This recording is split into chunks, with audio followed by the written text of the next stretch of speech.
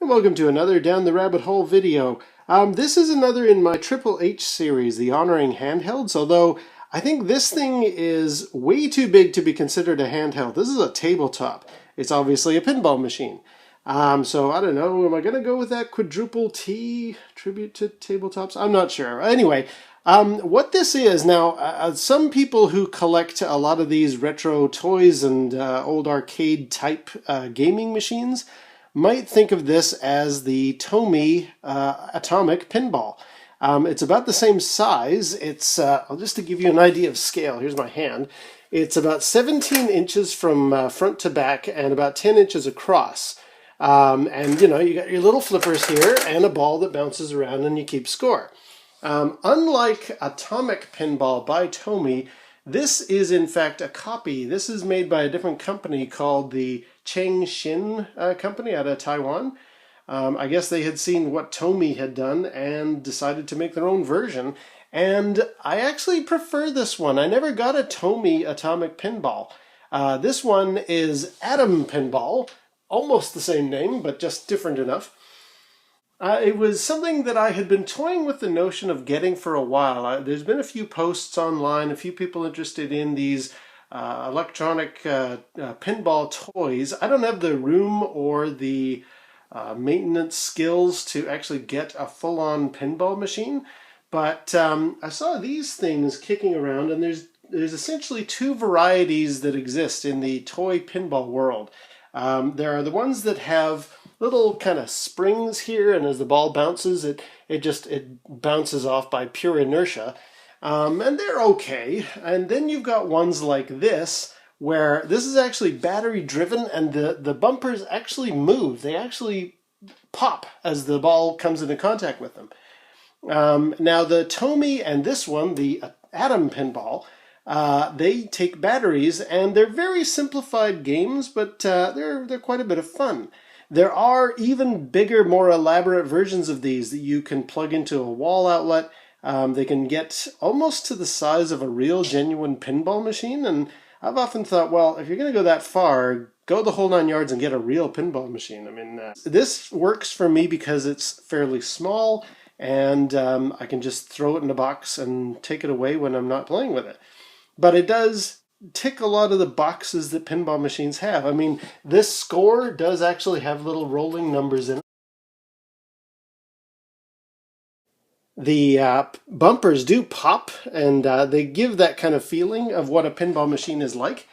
This is a really good variation on, or a kind of a nice compromise. If you want to play pinball, but you don't have the space for one, this or the Tomy one, or a few others that I might talk about later, will certainly fit your needs, and I really, really like it. Now, why did I go for Atom Pinball specifically? There was a guy on YouTube. I had been sort of watching different people review the Tomy Atomic Pinball, and this one guy had two Tomy Atomic Pinballs, as well as this, the Cheng Ching Atom Pinball, and he showed what's the difference and how much he enjoyed playing them. The selling feature for me on this one compared to the Tomy, do a YouTube search for Tomy Atomic Pinball and you'll immediately see what the problem is. It doesn't have sound effects in it per se. It's just got this one kind of bleep, generic bell sound, and it just goes ding, ding, ding, ding, ding, ding, ding, ding, ding, and it was just driving me crazy. I've watched a few people have actually modded their Tomy Atomic Pinballs so that instead of making the dinging noise, it's muted, or that it does little lights instead, because the constant bell sound out of a Tomy Atomic Pinball can really get on your nerves really quick. I was getting annoyed just watching videos about it. So I just thought, no, I'm not getting one of these Tomy Atomic Pinballs. I will go crazy. But this fella, now I'll put a link down below to his specific video that he posted. His name is John X1313. When he showed his two Atomic Pinballs and then this Atom Pinball, he pointed out things that made me think, you know what, this actually might be the one that I would prefer to have. The similarity to the Tomy Atomic Pinball is that you've got a little, so much of it is just mechanically handled. You don't really use electronics except for to push the bumpers and to make the light blink and also to move the score. That's about it. The flippers are actually just a piece of plastic that's on a hinge, and that's how that works. And the way you score is you turn this little dial here. It's got 3 positions. The ball will then sort of, when you pull the plunger down, the ball will be fed by a little arm into there. You let go and it bounces around and it does its thing. It's a lot of fun. How this one is different from the Tomy Atomic Pinball is this button up here, which I will turn on in a second. When the ball is bouncing around and hitting all the different bumpers and various and going through these little lanes up here, there are actually little sound effects that play. And you know, they're neat. They're kind of like a siren noise or laser shooting noise or explosion noises. It's got a space theme, so it kind of fits. And the thing that I really liked about that, not only did it give it some variety instead of the ding ding ding bell of the Tomy Atomic Pinball, but in addition to that, it also has the ability to turn the sound off by a flick of a switch. And I just thought, you know what, if I'm wanting to play this thing on a quiet Sunday afternoon, I don't think my neighbors are going to want to hear those blasted sound effects going off really loud. So the fact that I've got a mute option on this thing really made it very appealing. So that was one of the things I really liked about Atom Pinball over Atomic Pinball. And again, I'm gonna fire this thing up in a little bit to show you, and you'll get a sense of what the sounds are like. Much like a lot of the other machines I've been showing you on this Triple H series, both the Digital Derby and the Yeah machine, these things are very noisy. They got all those plastic gears kicking away and spinning and doing their stuff and grinding, and they are quite noisy. And I think the developers of Atom Pinball here decided, well, what we need to do is make the sound effects coming out of this thing even louder so you can hear them over the engine noise, and it's quite piercing to the ears. I'm gonna, whenever I play it and have the audio running, I'm gonna actually turn it down so that I'm gonna mute it slightly like I did with the Space Chaser, because it's really loud. Anyway, so let me just give you some more information here. There's also, in addition to John X1313 on YouTube, there is a fantastic website that talks about Tomy Atomic Pinball, this Atom Pinball, and a bunch of various other ones. I think Galoob made one. The website, again, there'll be a link down below. It's Jeff Z Pinball something. I can't remember exactly off the top of my head, but again, the link will be down below. He really goes into detail on these machines. He actually takes the playfield off. He shows you all the hardware underneath. He talks about ways to improve them, a lot of their history. Just a great resource. And I've actually been in touch with, I assume it's Jeff, a few times with things that I've seen online. I actually saw somebody took I think it was a Tomy Atomic Pinball, but they had changed all the art on it and they were selling it on eBay. Because I had a few searches going to see, is anybody going to sell this thing? And I saw one that had this, as I say, this Terminator 2 art package, and I emailed Jeff and I said, you don't know who I am, but I've been interested in these toy pinball machines. What is this Terminator one that is all about? And I just thought, okay, he's never going to get back to me. He replied within a day. He has replied on multiple questions I have posted to him. So Jeff Z Pinball, whatever the actual name of the website is, I think it's more like a blog. He's great. Between him and John X1313's video, I was sold. I'm like, yep, give me an Atom Pinball. Now, I guess I'll be firing this thing up. A couple of points, and these. Okay, when I played my Digital Derby video, the very first Triple H I ever did, I mentioned that right out of the box, the thing didn't work. And I tried to repair it, and it was very difficult to do, tiny little cogs and wheels. Similar with my Cosmic Clash, when I got that, it also didn't work, so I took it apart. Luckily, I got that one functional.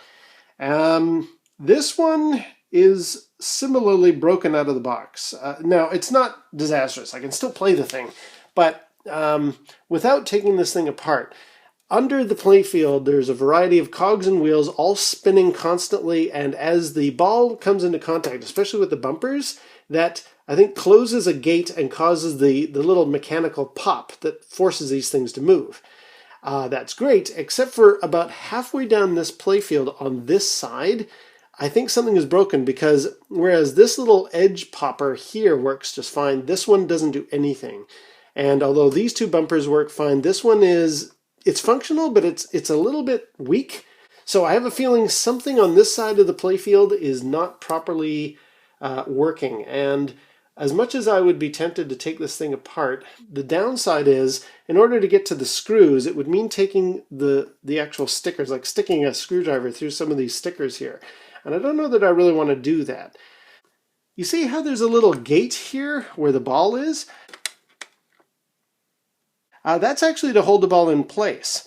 If I lift the bottom of the toy here, there's a little slot that I can pull, or a little tab. That'll lower the gate and allow the ball to come loose. And that's just a nice way to do a storage so that the ball doesn't roll around all the time. Another disadvantage of buying these things online, and I was very, very lucky, the legs here, they weren't included when I bought this thing. The package arrived and it was all in relatively good condition, but these legs were completely missing. Luckily, somebody was selling Tomy Atomic Pinball legs separately. I bought them and they fit in perfectly. So that's one nice advantage, that the Atom Pinball is almost an exact duplicate of Atomic Pinball. So to give you an idea of how to play a game, again, I'm not going to turn it on yet because it's super loud, but with the ball down there, you would first go up to the top of the machine where you've got a counter reset, the sound, which I think is currently muted, and also the power. I'm not going to turn on the power just yet because, as I say, it's super loud. But the first thing we need to do is get the score sort of zeroed out. So you would first press the reset here. It's a little bit stiff. There we go, all zeros. Then, before you start it up, you want to rotate this little counter here. It's currently saying 0 balls in play, and if I try to pull the trigger here, you can see it's just not going to let it happen. What I would need to do is actually reset by turning this to the number 3. And now, the little arm that wasn't allowing it to go into the plunger, if I now pull on here, it's in place. And then I would just let go and up it would shoot. Not much point in doing it right now, because without the actual pinball machine turned on, it's just going to roll around. It's not going to hit any of the, well, if it hits a bumper, it's not going to cause any bumping. There won't be any score, and it'll be a fairly dead experience. So what I'm going to do is actually adjust the lighting in here so that you get to see these little bumpers have got these nice sort of prismatic stickers on them. And I'm going to line it up so that the sun is shining there, and it looks very, very nice. And that's when I'm going to actually turn this thing on and give it a bit of a play, so you can see just how enjoyable this machine is. All right, so let's give Atom Pinball a try here. I've got it in the sunlight so you can make out the little rainbow patterns on those stickers, I hope. Let's reset the counter. And I'm going to turn it on this time. Now, it's very noisy, so I'm actually going to reduce what the audio is like in the final version of this video, but suffice to say, it's quite noisy. Then I'll do the sound effects afterwards so you get a comparison. So we've set the score to 0. Let's put 3 balls in play like I've shown before, and give it a try.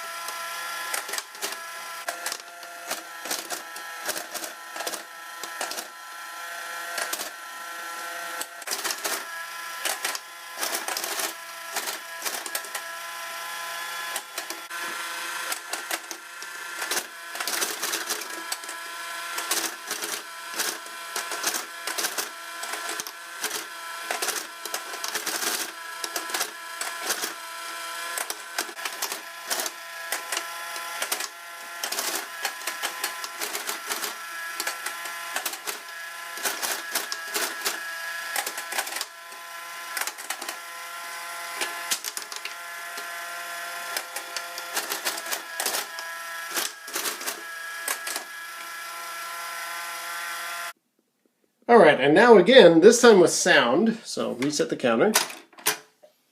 Put in the 3-ball play and engine, and then I'm going to turn on the sound effects.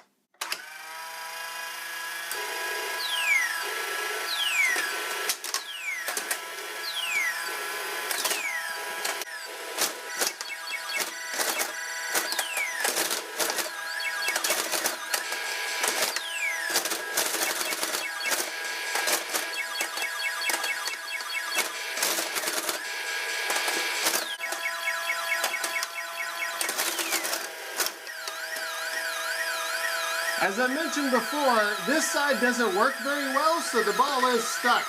I might fix that someday. I'm going to just give the whole thing a little shift so the ball comes out.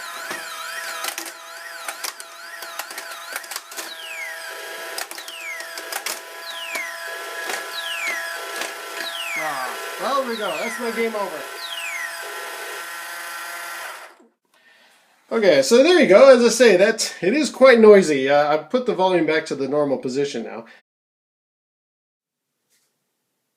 So there we go. Hope that gives you an idea of just what Atom Pinball is like. It's a great toy. I really, really like it.